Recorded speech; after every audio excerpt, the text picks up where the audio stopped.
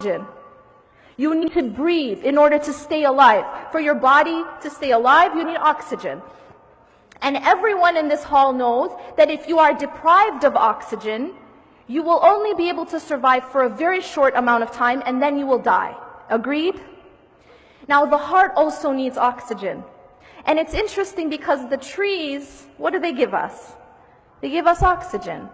And in fact, Allah subhanahu wa ta'ala actually made this connection with the tree and the good word, the goodly word, that kalimatun tayyiba. And that being iman and la ilaha illallah. And ultimately, the oxygen of the heart is dhikrullah. It's the remembrance of Allah subhanahu wa ta'ala. If we live our lives and we don't remember Allah, if we live our day, we go through our day and we aren't praying, it is exactly like a person who is being deprived of oxygen.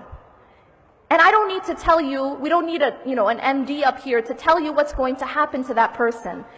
It's obvious. That person who is depriving themselves of oxygen is going to die.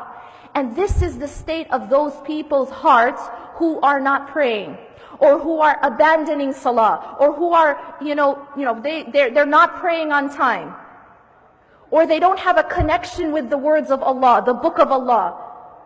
Because what they've done is they've deprived their heart of the oxygen, which is the remembrance of Allah. The remembrance of Allah is the oxygen of the heart. And this is just a funny example. You never have a person say, I'm too busy to breathe. Right?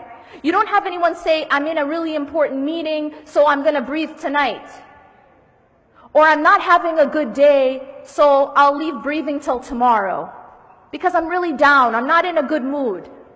Nobody says I'm watching a TV show, so I'm not going to breathe. Or I'm at the mall. You understand the point here. We know that we have to breathe to stay alive. And it does not matter where we are, or in what state we are in, or in what condition we are in. Even when you're in US airports, you still breathe, right? Yeah?